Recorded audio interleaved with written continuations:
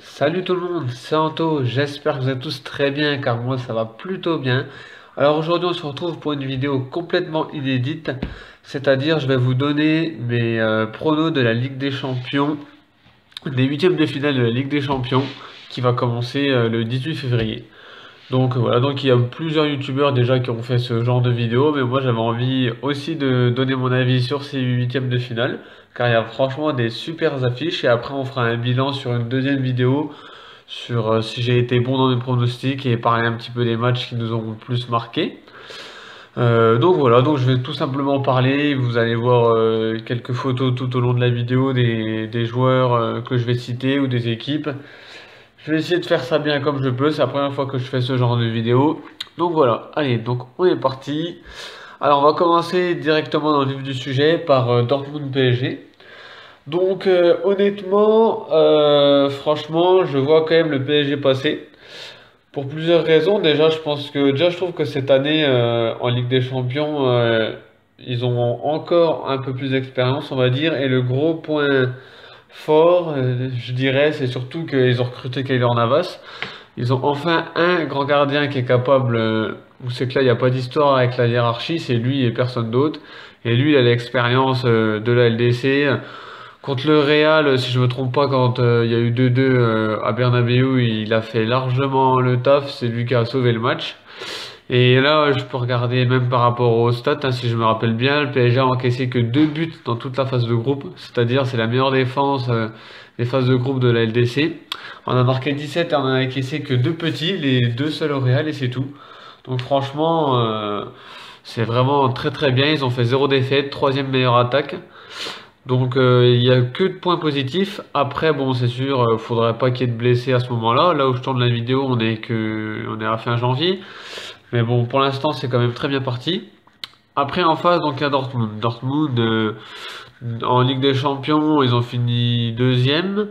Alors je me rappelle plus ils étaient avec qui, oui, ils étaient avec le Barça et l'Inter. C'était quand même un bon groupe, ils sont quand même sortis. C'était assez dur. Après voilà en LDC. Franchement, je les vois pas passer. Il va quand même falloir faire gaffe à Haaland, qui vient de signer, qui avait déjà marqué 8 buts avec Salzbourg. Et là, il vient de marquer un triplé en 25 minutes avec Dortmund, pour son premier match. Donc après, voilà, en championnat, ils sont 4-5e, je crois bien. Ils sont un peu en confiance, mais pas non plus énormément, je pense. Donc là, pour l'aller, peut-être que le PSG, même pour l'aller, je pense que je les vois presque même gagner 1-0 ou 2-1. Franchement, et puis après au parc, je les vois faire le taf et se qualifier. Donc voilà pour ce premier match, on va passer au deuxième. Donc le deuxième, c'est Real Madrid, Manchester City. Alors là, pareil, c'est une super affiche. Donc le Real a fini deuxième dans le groupe du PSG, City a fini premier. Je me rappelle plus exactement il y avait qui dans son groupe par contre.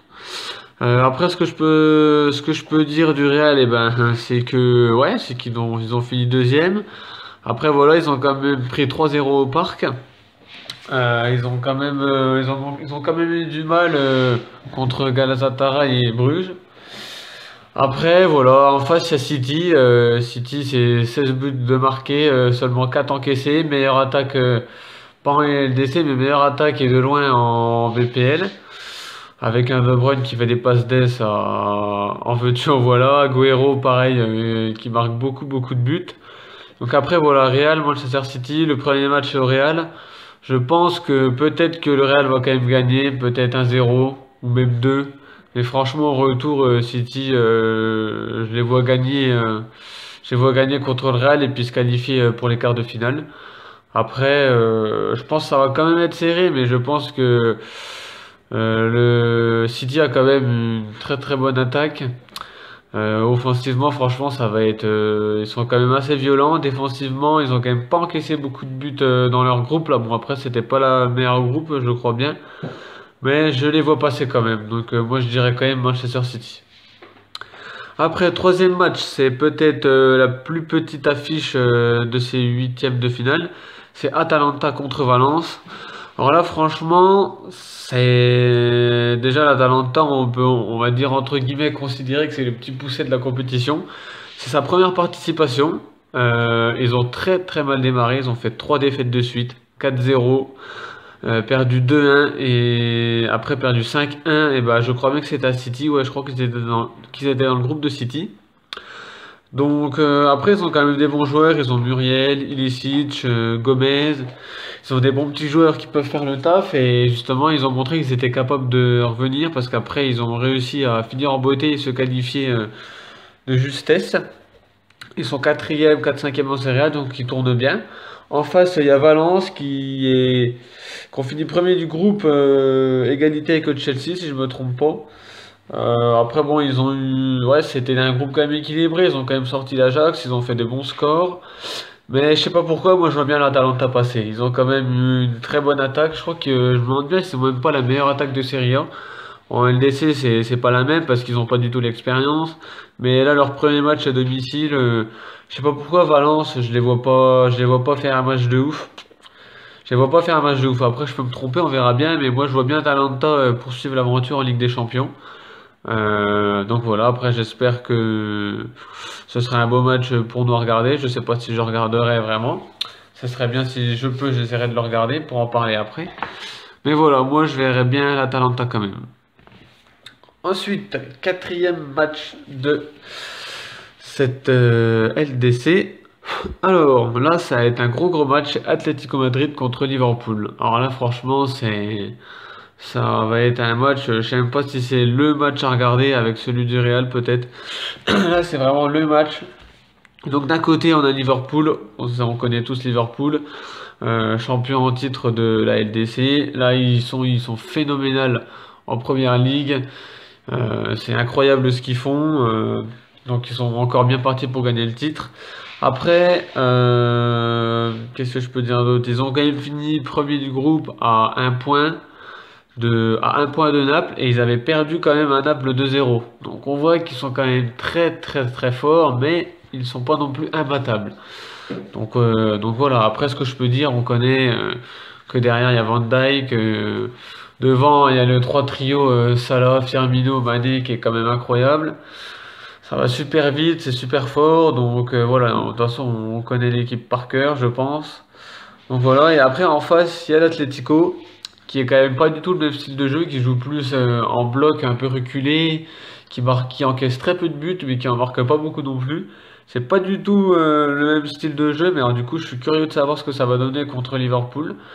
Après, voilà, ils ont fini du coup normalement deuxième de leur groupe. Qui c'est qu'ils avaient dans leur groupe? Je crois qu'ils avaient la Juve, il me semble, Atlético, en grosse équipe. Après, je me rappelle plus des autres. Après voilà, ils ont Morata, il y a Correa, Diego Costa, je sais pas si il est blessé ou quoi, il y a Koké, il y a Saúl Ñíguez, ils ont quand même Oblak qui est un très bon gardien, Jiménez derrière, ils ont quand même une bonne équipe, après ils ont pas encaissé beaucoup de buts, je crois que c'est la meilleure défense de leur championnat aussi. Après ils ont quand même fait deux défaites, 1-0 à la Juve et 2-1 à Leverkusen.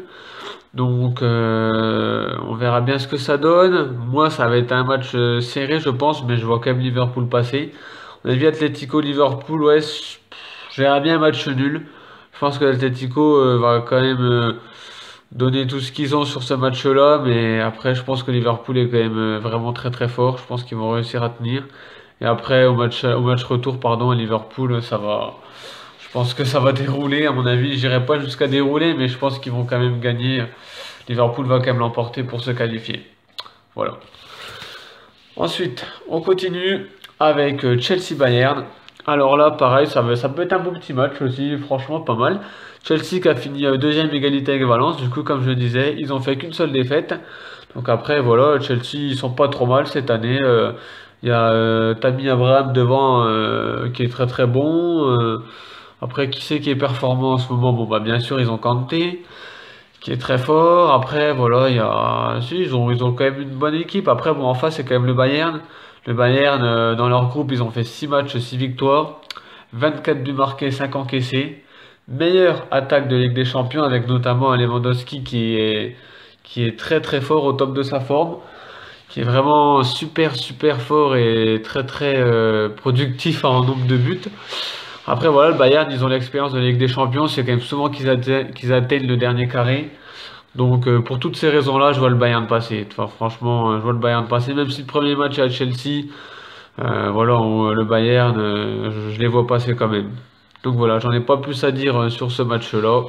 Bayern qualifié. Ensuite, voici le deuxième match où on a une équipe française qui est en jeu, c'est-à-dire l'Olympique Lyonnais, qui affronte la Juventus. Et alors là, c'est quand même, il y a quand même, ça va quand même être dur à mon avis pour les Lyonnais. Surtout que en face il y a la Juventus et en face dans la Juventus il y a surtout CR7 et on sait que CR7 c'est l'homme de la Ligue des Champions. À chaque match de la Ligue des Champions il a toujours répondu présent. Il a toujours, je crois que c'est sa compétition préférée, il me semble.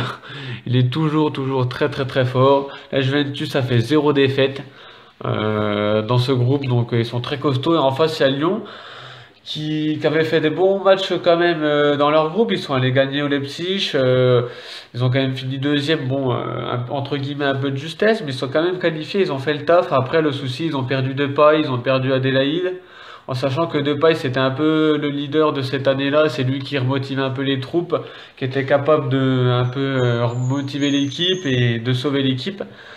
Là il est plus là, j'ai vu qu'ils ont recruté Toko Ekambi, mais bon c'est pas tout à fait pareil, hein.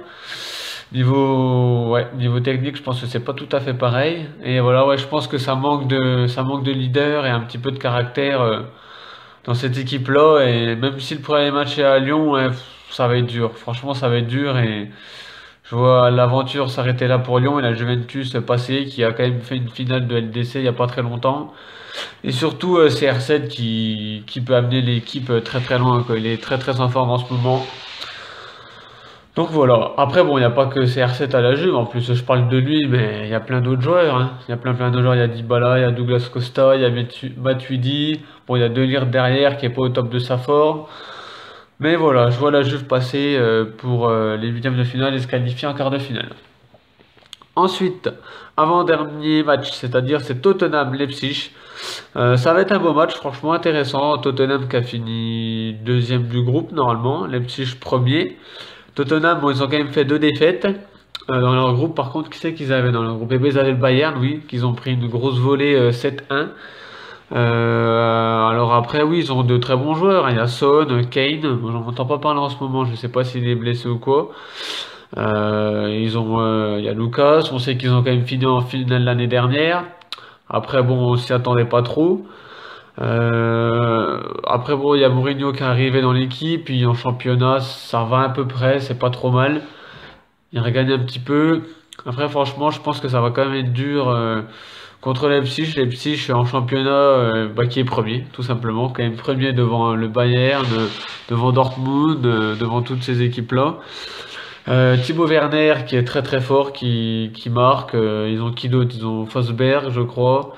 Après, je connais un petit peu moins Leipzig, mais c'est vrai que quand on parle de Leipzig, on parle souvent de Werner. Et là, j'ai regardé un petit peu leur dernier match. Ils sont sur 15 matchs sans défaite.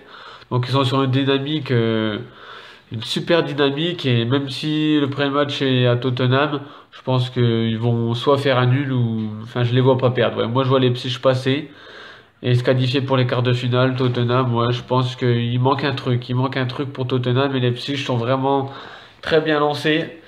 Donc, voilà, je vois les Leipzig passer. Ensuite, la vidéo va bientôt toucher à sa fin. On arrive pour le dernier match. Une belle affiche aussi, c'est Naples-Barcelone. Donc le Naples qui était quand même dans un bon groupe avec Liverpool, hein, et qui ont quand même battu Liverpool à noter. Il y a quand même très peu d'équipes qui les ont battus cette année, donc il faut quand même pas les sous-estimer. Naples, même si en championnat par contre c'est pas du tout la même. Ils sont assez loin, ils doivent être vers la 10e place. Je crois qu'au niveau de la direction, il y a même un petit souci avec le président ou je sais plus, mais je crois que ça se passe pas tout à fait bien. Après, ils ont encaissé que 4 buts, donc c'est quand même pas beaucoup, hein. Ils ont fait zéro défaite. Il y a quand même pas beaucoup d'équipes dans ces groupes de LDC qui ont fait zéro défaite. Donc après, voilà, ils ont quand même un super défenseur derrière, Koulibaly. Après, au milieu de terrain, il y a Alan qui est très fort. Après devant, bah, il y a Callejon, il y a Mertens, il y a Insigne, il y a c'est comment Lozano qui sont recrutés, il y a Milik. Ils ont une très bonne attaque et en face il y a Barcelone. Bon, bah, en face c'est un petit peu comme la Juve, hein. Barcelone, il y a Messi quoi. Donc s'il y a Messi, eh ben il y a même pas d'argument à dire quoi. Messi est tellement incroyable qu'il est capable à lui tout seul de gagner un match. Donc moi je vois quand même Barcelone passer dans tous les cas et surtout qu'ils ont fait aussi zéro défaite dans ce groupe-là. En sachant qu'ils avaient Dortmund et Inter, donc ils avaient quand même un groupe assez relevé, on voit qu'ils ont quand même fait zéro défaite. Donc ils sont quand même eux ils sont déjà prêts pour les huitièmes de finale et puis voilà, après on sait que le Barça c'est une équipe qui est quand même habituée à la LDC, qui gagne qui l'a déjà gagné assez régulièrement, qui arrive souvent au moins en quart voire en demi et il y a pas si longtemps que ça en finale. Donc voilà, après si Messi se blesse, là ça commence, on parlera plus pareil. Ça peut être un peu plus équilibré, mais voilà, avec Messi, on sait que il peut te marquer 2 buts en 5 minutes à tout moment, un coup franc, ce que tu veux, une frappe de loin, il dribble 3 joueurs. Franchement, ça peut aller très très très très vite. Donc c'est pour ça que je vois Barcelone passer. Donc voilà, la vidéo de mes pronostics est finie. J'espère qu'elle vous aura plu. C'est la première fois que je fais ce genre de vidéo là, donc n'hésitez pas surtout à me dire en commentaire si ça vous a plu ou alors mettez des likes, ça m'aidera pour savoir votre avis. Vous pouvez aussi donner votre avis en commentaire si vous voulez et ensuite je ferai votre avis pour les pronostics que je parlais, hein. Ensuite je ferai une deuxième vidéo comme j'avais dit au début sur le bilan, sur les résultats on va dire, si j'étais à peu près bon dans mes pronostics on verra bien. Voilà, voilà. Sur ce, moi je vous dis à la prochaine. C'était Anto. Ciao tout le monde.